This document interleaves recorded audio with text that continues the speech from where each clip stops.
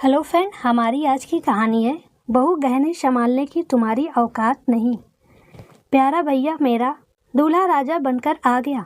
गाने पर रश्मि की ननंद सुमन कुछ शादी में आई हुई लड़कियों के साथ मिलकर डांस प्रैक्टिस कर रही थी, क्योंकि रश्मि की देवर की शादी थी। पूरा घर रिश्तेदारों से भरा हुआ था और सबके आवभगत की जिम्मेदारी सिर्फ रश्मि की थी, क्योंकि वो घर की बड़ी बहू थी। कि तभी कमरे में मौजूद रश्मि की सास गीता जी ने रश्मि को आवाज़ दी, रश्मि यहाँ आना।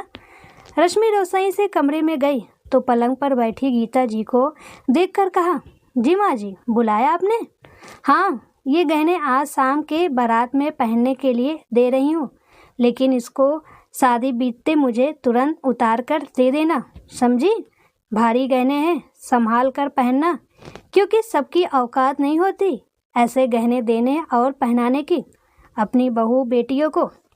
और तुमने मायके में पहले पहने नहीं होंगे जो संभाल सको, इसलिए ये सब समझा रही हूँ, क्योंकि सिर्फ बड़े घरों की बेटी बहुएं ही जानती हैं कि कैसे गहनों को संभाल कर रखना है। गीता जी ने व्यंग करते हुए रश्मि को कहा। कमरे में मौजूद ननंद इतना सुनते ही मुस्कुरा दी और कहा, ये तो बिल्कुल सही कहा माँ आपने। कमरे में मौजूद सभी रिश्तेदार लड़कियां रश्मि को देखने लगे। गहने देखते और गीता जी की व्यंग भरी बात ने आज रश्मि के साल भर पुराने घाव हरे कर दिए। एक साल पहले जब रश्मि ने पहले अपनी बहन की शादी में पहनने के लिए मांगे तो गीता जी ने यह कहते हुए मना कर दिया कि वो गहने संभालने की तुम्हारी औकात नहीं। शादी में कहीं किसी ने चुरा लिया या गुम हो गए तो तुम्हारे घर वालों की भी उतनी हैसियत नहीं जो वापस वैसे ही गहने दे सके। अपने मायके के गहने ही पहनो जो तुमने मुझे रखने के लिए नहीं दिए। गीता जी कभी कोई मौका नहीं छोड़ती रश्मि को नीचा दिखाने का। मौका कोई भी हो, लेकिन ले देकर बात उसकी औकात पर ही आ जाती। दरअसल रश्मि मध्यम वर्गीय परिवार की बेटी थी, जिसे एक नज़र में ही उसके पति सुरेश ने पसंद कर लिया था। सही मायने में ये रश्मि और सुरेश का पहली नज़र वाला प्यार था। सुरेश जिद पर अड़ गए कि शादी जब भी करूँगा सिर्फ रश्मि से।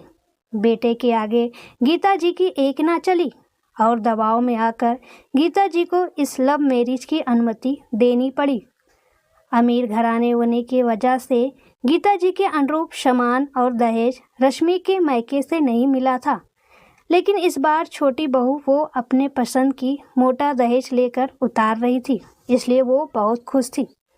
आज रश्मि को एक बार फिर से ये बात कहकर गीता जी ने चोट पहुंचाई थी। रश्मि ने अपने पति सुरेश से कहा, सुरेश, माँ जी गहने से लेकर कपड़े तक हर बात में मुझे ये ही ताना क्यों मारती हैं कि मेरी कोई औकात नहीं। मैं सिर्फ उनके बड़े होने का लिहाज करके चुप हो जाती हूँ, क्योंकि ये मुझे दिए गए संस्कार ही हैं जो मुझे रोक लेते हैं, वरना बोलना मुझे भी आता है। सुरेश ने कहा, ओहो रश्मि, कितनी बार कहा है तुमसे, मुझे तो ये समझ नहीं आता कि तुमको कैसे समझाऊं। माँ दिल की बुरी नहीं, वो तुम्हें भी प्यार करती है, वरना शादी के लिए हाँ क्यों करती। वो तो बस उनके समझाने का तरीका थोड़ा कड़क है। अच्छा तुम बताओ, तुम्हारी माँ तुम्हें कुछ बोलती तो क्या तुम तब भी यही कहती? नहीं ना, फिर ये फ़र्क क्यों? वो भी तुम्हारी माँ ही है, तो बात दिल से क्यों लगाना? हाँ सुरेश, माँ तो है, लेकिन सासू माँ माँ नहीं। एक माँ अपने बच्चों को समझाती है, ताने नहीं मारती। रश्मि ने कहा, अच्छा अब छोड़ो इन बातों को, जाओ जाकर तैयार हो जाओ, मेहमान भी आने वाले होंगे। लेकिन आज रश्मि ने मन ही मन तय कर लिया कि अब अगर चुप रही तो बेहद देर हो जाएगी और रश्मि हमेशा के लिए अपना सम्मान खो देगी। जो 2 साल की शादी में नहीं किया, अब करना होगा। इस घर में खुद की जगह बताने और औकात की परिभाषा समझाने के लिए। शाम को जब सब बारात जाने के लिए तैयार होकर शामिल हुए, उसी बीच रश्मि भी आई।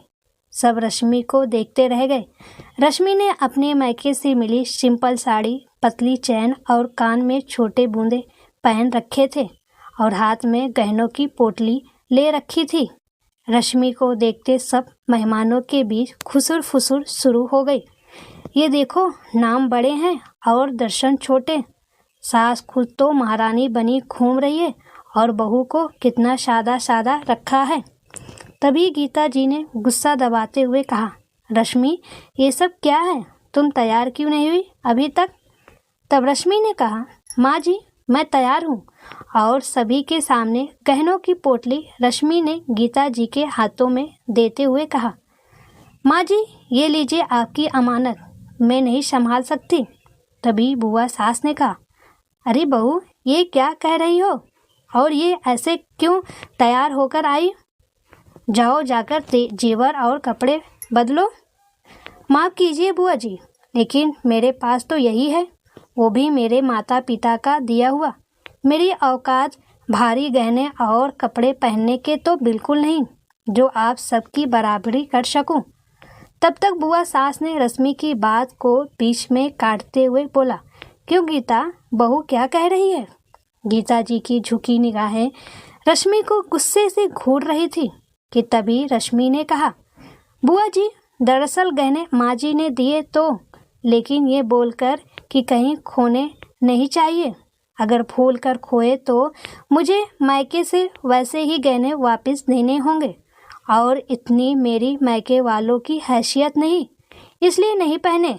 क्यों माँ जी, सही कह रही हूँ ना? ठीक किया ना मैंने ना पहनकर?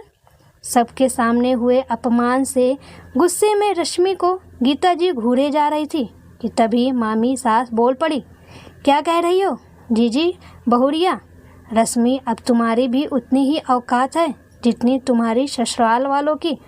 अब तुम जितने अच्छे से सज संवर कर और खुश रहोगी, उतना ही समाज तुम्हारे ससुराल के सदस्यों की तारीफ करेगा। विवाह से पहले मायका और विवाह के बाद ससुराल पर बहू और बेटी का पूरा हक होता है। जीजी, समझाओ रश्मि को कि अब उसकी भी वही और उतनी ही औकात है जितनी आप और आपके परिवार के बाकी लोगों की। गीता जी को बात समझ आ चुकी थी कि रश्मि ने सबके बीच में उनकी और अपनी औकात बता दी थी, लेकिन अब अपनी इज्जत जो बाहरी मेहमानों के सामने बचानी थी, तो गीता जी ने गुस्से मन दबाए हुए कहा, बहू, ये सब क्या बात लेकर बैठ गई? तुम जाओ, जाकर तैयार हो जाओ। अब हमारे परिवार की प्रतिष्ठा की बात है, लोग क्या कहेंगे? ये पकड़ो, गहने तुम्हारे ही है, मैं तो मजाक कर रही थी। जी माँ जी, अभी आई तैयार होकर। रश्मि को घूरती गीता जी की निगाहें उसके पास आते और बड़ी हो गई। तभी रश्मि ने धीरे से मुस्कुराते हुए कहा, माँ जी, अभी यूँ घूरना बंद कीजिए, अब ये गहने मेरे पास ही रहेंगे। कहकर रश्मि वहाँ से चली गई। विवाह बीतने के बाद रश्मि गीता जी के कमरे में आई।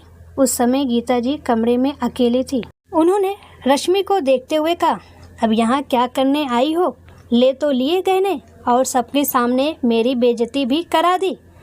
रश्मि ने कहा, ये लीजिए आपके गहने और सुकून से बैठिए। ये चिंता की लकीरें चेहरे से हटाकर, मुझे इनकी कोई ज़रूरत नहीं, ना ही मेरा इरादा आपका अपमान करने का था। मैं तो सिर्फ आपको बताना चाहती थी कि अब मेरी भी औकात उतनी है जितनी आपकी, और मैंने अपने माता पिता का अपमान कभी बर्दाश्त नहीं करूँगी। मैंने तो आपको हमेशा अपनी माँ के बराबर ही प्यार और सम्मान दिया, लेकिन आपके मन में मेरे लिए कभी भी अपनापन और प्यार नहीं था। खैर, अपने और अपने मायके के सम्मान के लिए मुझे अगर ऐसा दोबारा करना हुआ तो मैं भी पीछे नहीं हटूँगी। इसलिए आपसे निवेदन करूँगी कि आगे से ऐसी कोई भी बात या काम नहीं करेंगी। आप चलती हूँ।